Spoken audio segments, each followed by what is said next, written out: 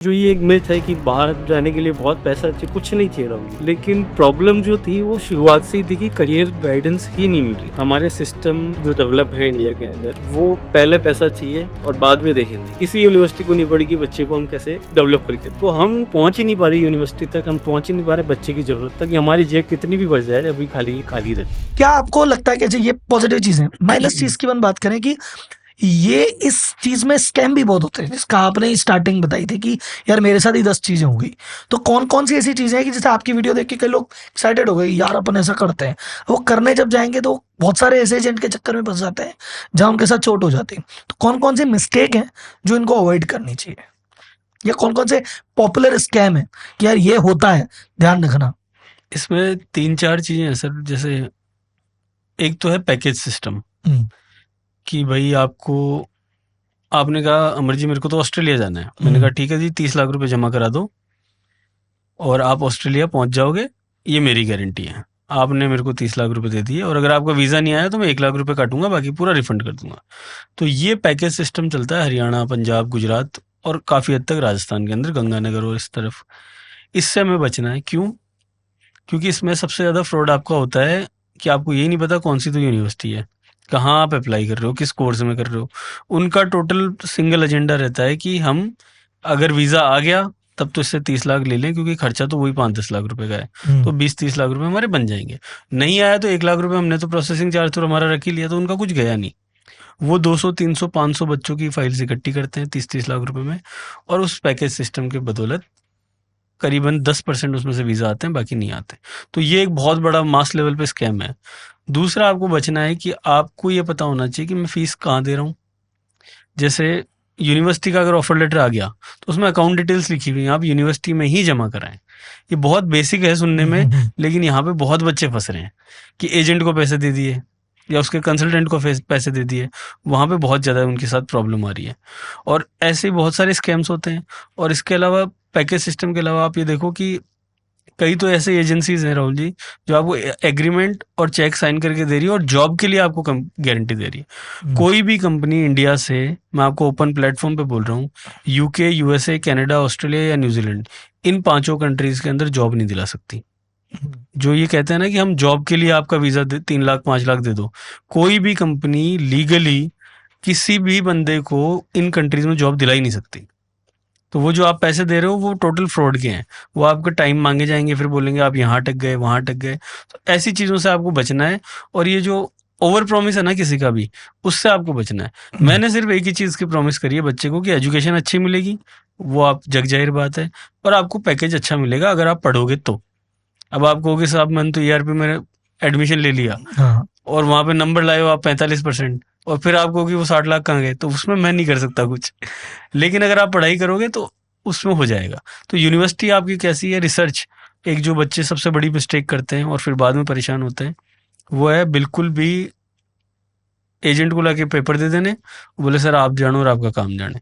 वो गलत है। आप रिसर्च करो, यूनिवर्सिटी कौन सी है, कोर्स कौन सा है, क्या क्या हो सकता है, थोड़ा सा, क्योंकि रिसर्च हमें सिखाई नहीं जाती है। रहना पड़ेगा कुल मिला के। ऐसा नहीं है कि भाई साहब आपको दे दिया, आपका बच्चा आप जानो, तो वो भाई साहब फिर भाई साहब बन जाएंगे नहीं से। चलो, अब सर ये तो हो गया स्कैम वाला बात। अदर देन स्कैम, मैं बोल रहा हूँ कोई स्कैम नहीं है। एक बच्चा यहाँ पढ़ता था, अब आपने उसको वहां भेज दिया, तो उसको लाइफस्टाइल बेसिस पे कि वो यहाँ पे भारत का जीवन कैसा था, वहां का जीवन कैसा था, तो लाइफस्टाइल लेवल पे, या मान लो स्टडिंग पैटर्न की, यहाँ पढ़ाई कैसे होती थी, वहां पढ़ाई, उस पैटर्न लेवल पे क्या चैलेंज आएंगे?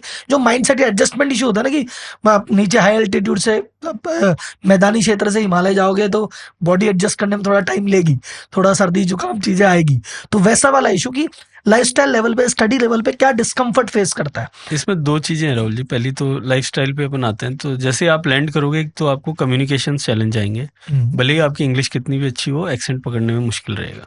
तो वहां पे आपको थोड़ा सा स्टेबल रहना पड़ेगा कि आगे चल के मैं समझने लग जाऊंगा। फिर सेंस ऑफ ह्यूमर होता है, कम्युनिकेशन प्रॉब्लम्स होती है आपके लिए वो जोक है लेकिन उनके लिए नहीं है। मैं आपको एक एग्जांपल देता हूँ।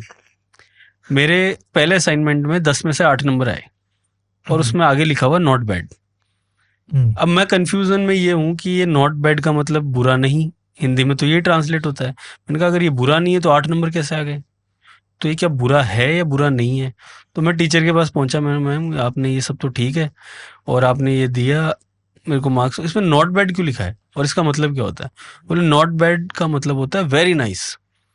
यूके के अंदर जो स्लैंग है तो स्लैंग का इश्यूज आएंगे आपको। तो ऐसे करके आपको कल्चर के अंदर बहुत प्रॉब्लम आने वाली है, कम्युनिकेशन के अंदर आने वाली है।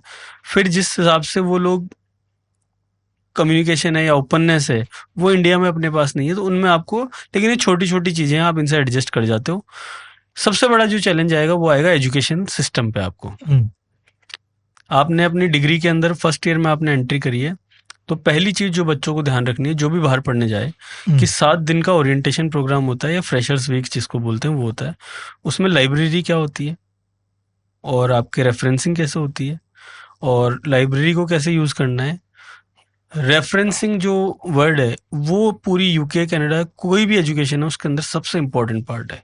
अगर आपने फर्स्ट ईयर में जाके रेफरेंसिंग करना सीख गए, जो भी आपके असाइनमेंट होंगे कि कहाँ से आपका सोर्स है, कैसे आपने इसको लिखा, किस ऑथर से ये चीज आ रही है, वो रेफरेंसिंग पार्ट अगर आपका सॉर्ट आउट हो गया, आप पूरे 3 साल आसानी से बिता दोगे।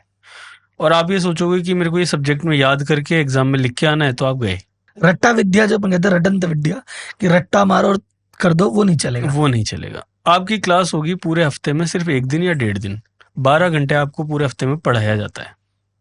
उसके अलावा वो एक्सपेक्ट करते हैं कि 48 से 50 घंटे आप लाइब्रेरी में जाके उसके ऊपर रिसर्च करोगे। जैसे मैं आपको एग्जांपल देता हूँ, अपने बिजनेस मैनेजमेंट करके फर्स्ट ईयर में सब्जेक्ट होता था। अपने यहाँ क्या होता है कि अपन ने बुक पढ़ी, उसमें से 20 क्वेश्चंस आ गए, उनके अपन ने आंसर करके आ गए, बात खत्म।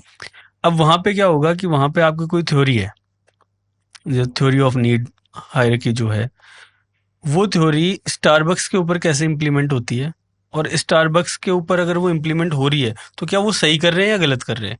अगर सही कर रहे हैं तो क्यों कर रहे हैं, गलत कर रहे हैं तो क्यों कर रहे हैं, इसके ऊपर आपका पहला पेपर है। अब आपका उसका एग्जाम नहीं होना, आपको स्टारबक्स जाना है, आपको वो थ्योरी पढ़नी है लाइब्रेरी में, कौन सा ऑथर क्या कर रहा है उसके पक्ष और विपक्ष में लिखना है, और वो स्टारबक्स के लिए आपको सही लग रही है तो वो सही क्यों लग रही है वो लिखना है, और आपको ये करीब करीब 1000 वर्ड्स के अंदर अपनी रिपोर्ट तैयार करके जमा करानी है। अब उसमें वो रेफरेंसिंग जरूरी आ गई कि आपने कौन सा थॉट कहाँ से लिया। तो ये एजुकेशन सिस्टम है वहाँ पे फर्स्ट ईयर का। आपका कोई एक सिंगल एग्जाम नहीं होगा, आपको ऐसी ही करीब 10 से 12 रिपोर्ट्स तैयार करनी है।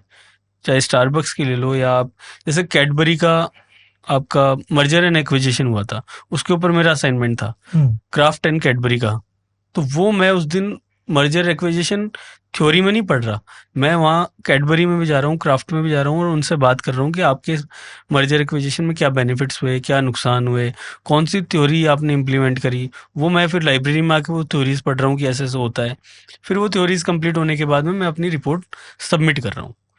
तो अब आप देखो कि मेरी एजुकेशन में मर्जर और एक्विजिशन की डेफिनेशन मेरे को रटना नहीं है, मेरे को वो पूरी प्रोसेस कैसे होती है ना उसको पेपर पे लिख के रियल टाइम एक्सपीरियंस पे फोकस है। बिल्कुल, कि पढ़ा रटन विद्या नहीं कि तुमको कितने फॉर्मूला आते हैं कि एनवायरनमेंट के 5 बेनिफिट बताओ, 8 बेनिफिट बताओ, तुम उसको एक्सपीरियंस करो कि तुमको समझ में आई कि नहीं आई, अंदर गई कि नहीं गई, ये बताओ। बिल्कुल।